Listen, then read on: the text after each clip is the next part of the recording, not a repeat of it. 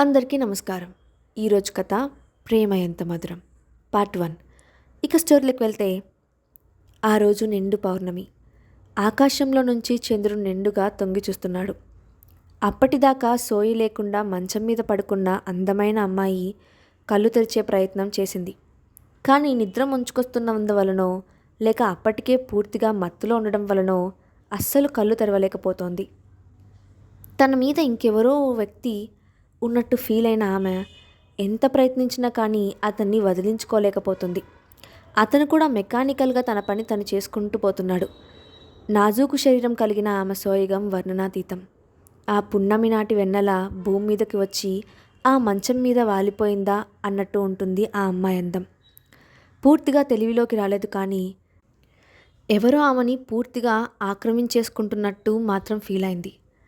మరికొన్ని గంటల్లో నిశ్చితార్థం పెట్టుకొని ఇప్పుడే వేరే ఎవరో గదిలో ఎవరో తెలియని ఒక వ్యక్తితో ఊహకు కూడా అందని విధంగా గడుపుతోంది. ఎవరు నువ్వు, నన్నొదులు అని చిరాగ్గా అతన్ని పక్కకు తోసే ప్రయత్నం చేసింది, కానీ అందుకు ఆమె శక్తి సరిపోలేదు. చాలాసేపు ఆమెని తన శారీరక వాంఛలో బంధించిన అతను ఎప్పటికో కానీ వదిలిపెట్టలేదు. అతనికి కూడా మత్తుగా ఉంది. బట్టలు లేకుండానే లేచి మత్తుగా నడుస్తూ బాత్రూమ్ వైపుకు అడుగులు వేశాడు. అతనికంతా బ్లర్గా కనిపిస్తోంది. క్షణం క్రితం వరకు ఏ అమ్మాయితో అయితే కోరిక తీర్చుకున్నాడో ఆ అమ్మాయి ఉనికి కూడా అతనికి పట్టనట్టుగా ఉంది. గబగబా స్నానం చేసి ఆ గదిలో నుంచి బయటకు నడిచాడు. వెళ్ళిపోయే ముందు కనీసం ఆ గదిలోని మంచం మీద నిర్జీవంగా పడి ఉన్న ఆమె వైపు కనీసం కన్నెత్తి కూడా చూడలేదు. ఆ గదిలోకి మేళతాళాలు, సన్నాయి రాగాలు వినిపిస్తున్నాయి.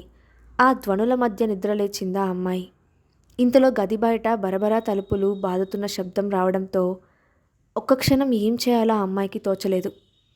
బెడ్ మీద నుండి లేచి చూస్తే ఒంటి మీద నూలు పోగు కూడా లేదు. గబగబా బట్టలేసుకొని అంతా సర్దుకొని డోర్ తెరవగా ఎదురుగా కన్న తండ్రి, కాబోయే భర్త ఉన్నారు.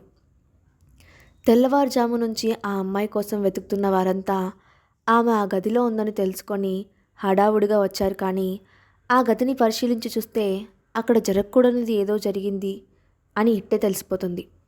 పైగా కమిలిపోయిన ఆమె మొహం, దానిపై లవ్ బైట్స్ని చూసి వాళ్ళకి విషయం అర్థమైంది. ఆ అమ్మాయికి కనీసం జరిగిన దాని గురించి కూడా వివరించే అవకాశం, సమయం రెండూ ఇవ్వకుండా అందరూ ఆమెను ఒక దోషిలాగా చూస్తూ ఉండిపోయారు. కాబోయే వాడి వైపు దీనంగా చూసింది, కానీ అతను కూడా చీత్కరించుకుంటూ అక్కడి నుండి వెళ్ళిపోయాడు. ఇది జరిగిన కొన్నేళ్లకి హైదరాబాద్ రాజీవ్ గాంధీ ఇంటర్నేషనల్ ఎయిర్పోర్ట్లో ఇమిగ్రేషన్ చెక్-ఇన్ కోసం లైన్లో వెళ్తున్నాడు అక్షయ్. ఇంతలో అటు పక్కగా ఎవరో అమ్మాయి నవ్వుతున్న గొంతు వినిపించడంతో తల తిప్పి చూశాడు. వైట్ షర్ట్, బ్లూ జీన్స్ వేసుకున్న ఆమె తన లాంగ్ హెయిర్ను లూజ్గా వదిలేసి వెళ్ళడంతో వెంట్రుకలు ముఖాన్ని కనబడనివ్వకుండా కప్పేస్తున్నాయి. ఆమె వేసుకున్న డ్రెస్ ఆమె ఫిగర్ను పర్ఫెక్ట్గా ఎగ్జిబిట్ చేస్తూ ఉండటంతో అక్షయ్ చూపు ఆటోమేటిక్గా ఆమె వెనకే పరుగు తీసింది. అందమైన కళ్ళు, అట్రాక్టివ్ ఫేస్తో మళ్ళీ మళ్ళీ చూడాలనిపించేలా ఉన్న ఆమె వైపు నుంచి చూపు తిప్పుకోలేకపోతూ, వావ్, సో బ్యూటిఫుల్ అని అనుకోకుండా ఉండలేకపోయాడు అక్షయ్. ఆమె ఫోన్లో తెలుగు మాట్లాడుతుండటంతో ఒక్క క్షణం కూడా లేట్ చేయకుండా ఆమెతో మాటలు కలపాలనిపించి అటువైపు అడుగు వేశాడు. కానీ ఇంతలో మమ్మీ అంటే ఒక చిన్న పిల్లాడు పరిగెత్తుకుంటూ ఆమె ముందుకు వచ్చాడు. అది చూసిన అక్షయ్ మొహంలో నిరాశ ఆవరించింది. వాట్, చూస్తే చాలా యంగ్గా కనపడుతోంది, ఈమెకు అప్పుడే పెళ్ళైపోయిందా అని అనుకున్నాడు. లైఫ్లో మొదటిసారి అక్షయ్ని ఒక అమ్మాయి తొలిచూపులోనే అట్రాక్ట్ చేసింది. కానీ ఆమెకు అప్పటికే పెళ్ళైపోయిందని, ఒక బాబు కూడా ఉన్నాడని తెలిసి అతని హృదయం బాధగా మూలిగింది. ఇంకొక క్షణం కూడా అక్కడ ఉండకుండా ముందుకు నడిచాడు అక్షయ్. మమ్మీతో పాటే ఉండమన్నా కదా యువన్, ఎక్కడికి వెళ్ళావు అని తన 4 ఏళ్ల కొడుకును అడిగింది ఆ అమ్మాయి. సారీ స్నేహ అని యువన్ బేలగా ముఖం పెట్టగానే కిలకిలమంటూ నవ్వేసింది స్నేహ.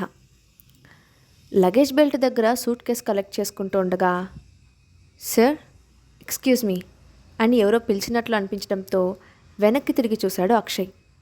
అతని వెనకే ఉన్న ఓ వ్యక్తి, మీరు మిస్టర్ అక్షయ్ కదా, నిన్న డల్లాస్లో ఎంటర్‌ప్రెన్యూర్‌షిప్ సమ్మిట్లో మీ న్యూ స్టార్టప్ను విన్నాను, మీ సెమినార్ విన్నాను, దట్ వాజ్ వండర్ఫుల్ అన్నాడు.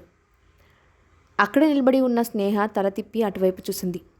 వైట్ షర్ట్పై బ్లాక్ జాకెట్ వేసుకొని కళ్ళకు గాగుల్స్తో మ్యాన్లీగా ఉన్న అతన్ని చూడగానే స్నేహ కళ్ళు విశాలంగా మారాయి. ఎందుకో అతని వైపు రెప్ప వేయకుండా చూడాలనిపించింది. ఎస్, మీకెలా తెలుసు అని అక్షయ్ తనను పలకరించిన వ్యక్తితో మాట్లాడుతూ లగేజ్ తీసుకొని ముందుకు కదిలాడు. స్నేహ కళ్ళు వెళ్తున్న అక్షయ్ మీదే ఉన్నాయి. అతను మరి కాసేపు అక్కడే ఉంటే బాగుండు అని అనుకున్న స్నేహ కానీ వెంటనే తన కొంగు పట్టుకొని లాగుతున్న యువన్ని చూసి ఆలోచన నుంచి బయటకొచ్చింది. 4 ఏళ్ల కొడుకు ఉన్న నాకు ఎవరో తెలియని వ్యక్తిని చూడగానే ఇలా ఫీల్ అవుతున్నానేంటి? చిచి, ఇప్పటిదాకా నా లైఫ్లో జరిగింది చాలు, వేరే ఆలోచనలేవి పెట్టుకోవద్దు అనుకొని తప్పు చేసినట్టుగా గిల్టీగా ఫీల్ అవుతూ లగేజ్ తీసుకొని యువన్తో సహా గబగబా ఎయిర్పోర్ట్ బయటకి వచ్చింది. డిపార్చర్ ఏరియా నుండి బయటకు రాగానే, హాయ్ అక్క, ఎలా ఉన్నావు? నిన్ను చూసి చాలా ఏళ్ళైంది, ఐ మిస్ యూ అంటూ ఎదురొచ్చింది స్నేహ చెల్లెలు పర్ణిక. పక్కనే ఆమెకు కాబోయే భర్త వైభవ్ కూడా నిలబడి ఉన్నాడు. వాళ్ళిద్దరిని చూడగానే స్నేహ ముఖం మారిపోయింది. పర్ణిక వైపు చూసి విరక్తిగా నవ్వి, ఓ అవునా అని అంది. అప్పుడే స్నేహ చేతిని పట్టుకొని ఉన్న యువన్ ఆమె వెనుక నుండి తల బయటకు పెట్టి తొంగి చూస్తూ, మమ్మీ, హూ ఇస్ దిస్ అని అడిగాడు. ఆ మాట వినగానే పర్ణిక బిత్తరపోయింది.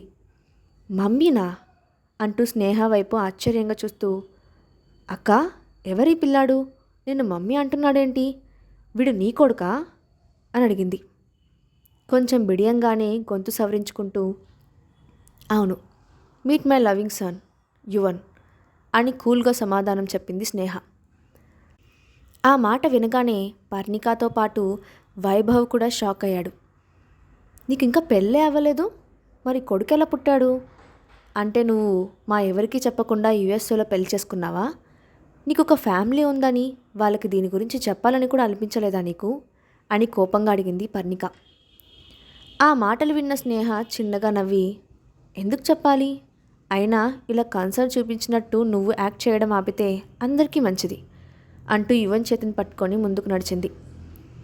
అప్పటిదాకా సైలెంట్గా ఉన్న వైభవ్, చూసావా పర్ణిక, మీ అక్కకి పొగరు ఇంకా తగ్గలేదు.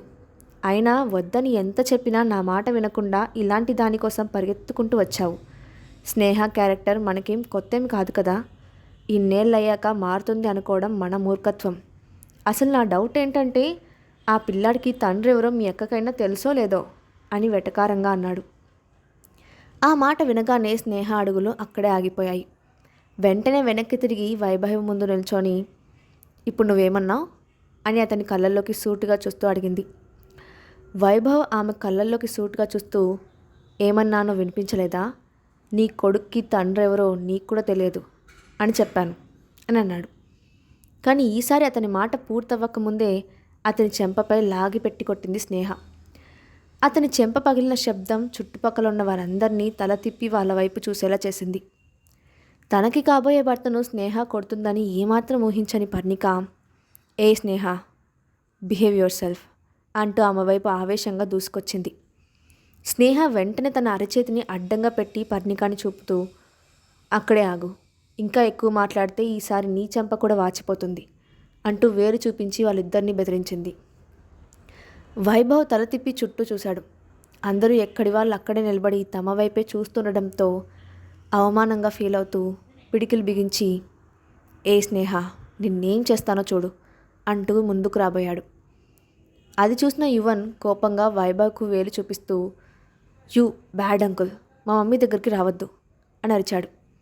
దాంతో వైభవ్ అతని వైపు ఒక్క క్షణం కోపంగా చూసి చేయి పట్టుకొని పక్కకు తోశాడు. స్నేహ కంగారుగా యువన్ అని అరుస్తూ పిల్లాన్ని కింద పడకుండా పట్టుకోబోయింది. కానీ ఈలోగా ఒక చెయ్యి యువన్ని పట్టుకొని కింద పడకుండా ఆపింది. అది చూసి స్నేహతో పాటు వైభవ్, పర్ణిక కూడా తలెత్తి అతని వైపు చూశారు. అతనే అక్షయ్. వైభవ్ని, స్నేహాన్ని కొట్టినప్పుడే అనుకోకుండా అటుగా వెళ్తున్న అక్షయ్ తల తిప్పి చూశాడు. ఆ అమ్మాయి ఏదో ప్రాబ్లంలో ఉందేమో అనుకొని అక్కడే ఆగి జరిగేదంతా చూశాడు. వైభవ్ చిన్నపిల్లాడిపై చేయి చేసుకోవడం చూసి ఆగలేక వెంటనే కార్ దిగి వచ్చి యువన్ని కింద పడకుండా ఆపి వైభవ్ వైపు కోపంగా చూస్తూ, నీకెంత ధైర్యం ఉంటే నా కొడుకు మీద చేయి వేస్తావు అని అన్నాడు. ఆ మాట వినగానే స్నేహ షాక్ అవుతూ అతని వైపు చూసింది. పర్ణిక వైభవులు ఇద్దరు కూడా ఆ మాట విని స్తంభించిపోయారు. ఆ పిల్లవాడికి తండ్రి ఎవరో తెలియదని అప్పటిదాకా అనుకున్న వాళ్ళిద్దరూ తండ్రినంటూ వచ్చిన అక్షయ్ని చూసి ఆశ్చర్యంతో నోరెళ్ళబెట్టారు. అక్షయ్ వాళ్ళిద్దరినీ కోపంగా చూసి పక్కనే ఉన్న స్నేహ దగ్గరకు వెళ్ళి, నిన్ను లోపలే వెయిట్ చేయమని చెప్పాను కదా, బయటకెందుకు వచ్చావు అంటూ ఆమె భుజం చుట్టూ చేవేసి, నువ్వు ఇలాంటి వాళ్ళ మాటలు పట్టించుకోవాల్సిన అవసరం లేదు, రా మనం వెళ్దాం అంటూ ఒక చేత్తో స్నేహను మరో చేత్తో యువన్ను పట్టుకొని తన కార్ దగ్గరికి తీసుకువచ్చి డోర్ తీసి వాళ్ళిద్దరినీ లోపల కూర్చోబెట్టాడు. అసలు ఏం జరుగుతుందో అర్థం కాని అయోమయ స్థితిలో ఉన్న స్నేహ ఎక్కువగా ఆలోచించకుండా సిచ్యువేషన్కి తగ్గట్టు బిహేవ్ చేస్తూ కార్లో కూర్చుంది. ఆ దృశ్యం చూసిన పర్ణిక కళ్ళు అసూయతో నిండిపోయాయి. కార్ పివి నరసింహారావు ఎక్స్ప్రెస్ హైవేపై వేగంగా పరుగులు పెడుతోంది. కార్లో కూర్చున్న యువన్ తల్లి ఒడిలో పడుకుంటూ ఆమె చెయ్యి గట్టిగా పట్టుకున్నాడు. కొన్ని గంటల ముందు తనను అట్రాక్ట్ చేసిన వ్యక్తి అంత దగ్గరగా ఉండటంతో ఆమె ఏదో తప్పు చేసినట్లుగా ఫీల్ అవుతూ కారులో ఇబ్బందిగా కదులుతోంది. మరోవైపు అక్షయ్ కూడా సైలెంట్గా విండోలో నుండి బయటకు చూస్తూ ఉన్నాడు. ఎయిర్పోర్ట్ల నుండి బయటకు వస్తూ ఆమెను చూడగానే అతని గుండె లయ తప్పినట్లయింది. ఎవరో ఆమెను ఇబ్బంది పెడుతుంటే ఒక్క క్షణం కూడా ఆగలేనట్లుగా వెళ్ళి ఆమె తన భార్య అని గర్వంగా చెప్పి హడావుడిగా తీసుకొచ్చాడు. కానీ ఎయిర్పోర్ట్లో వాళ్ళు ఆమె గురించి, ఆమె బిడ్డ గురించి మాట్లాడిన మాటలు ఇప్పుడు అతని మనసును తొలుస్తున్నాయి. ఈమె బిడ్డకు నిజంగా తండ్రి ఎవరో తెలియదా? వాళ్ళు ఆమెను ఎందుకు అలా మాట్లాడుతున్నారు? ఇంత అందమైన అమ్మాయి వెనుక అసహ్యమైన గతం ఏమన్నా ఉందా అనుకుంటూ అతని మనసు పరిపరి విధాలుగా ఆలోచించడం మొదలుపెట్టింది. కాసేపటికి అతనిక సస్పెన్స్ భరించలేనట్లు ఆమె వైపు చూసి, ఎయిర్పోర్ట్లో వాళ్ళు మాట్లాడిన మాటలు నిజమేనా అని అడిగాడు. ఆ ప్రశ్న వినగానే ఆమె అర్థం కానట్లు, ఏంటి అని ప్రశ్నార్థకంగా అడిగింది. ఇందాక ఎయిర్పోర్ట్లో వాళ్ళు మాట్లాడిన మాటలు నిజమేనా అని మళ్ళీ అడిగాడు అక్షయ్. దాంతో ఆమె ముఖం ఒక్కసారిగా కోపంగా మారిపోయింది. వెంటనే అతన్ని సీరియస్గా చూస్తూ, అది అడగడానికి మీరెవరు అని అంది. ఆ ప్రశ్నకు అతని ఈగో హర్ట్ అయింది. నేనెవరో తెలియకుండా నాతో ఎలా వచ్చావు మరి? అందరి ముందు నా భార్య అని చెబితే ఎందుకు సైలెంట్గా ఉన్నావు అని అడిగాడు. వెంటనే ఆమె ఆవేశంగా, నేనేమి నిన్ను రమ్మని అడగలేదే, నీకు నువ్వే వచ్చావు. దారిన పోయే దానయ్యవి అలానే పోవచ్చు కదా, అసలు నువ్వు ఎందుకు వచ్చావు, ముందు ఆ సంగతి చెప్పు అంది స్నేహ. నేనేం నీకోసం రాలేదు, ఆ చిన్నపిల్లాడి ముఖం చూసి జాలిపడి వచ్చాను అని ఉక్రోషంగా చెప్పాడు అక్షయ్. మనసుకు నచ్చిన అమ్మాయితో మొదటగా మాట్లాడే విషయం ఏదైనా కానీ ఆహ్లాదంగా ఉండాలి అని ఎవరైనా అనుకుంటారు. కానీ అక్షయ్ మాత్రం ఆమెతో మొదటి పరిచయం ఇంత రప్చర్గా అవుతుందని ఊహించలేదు.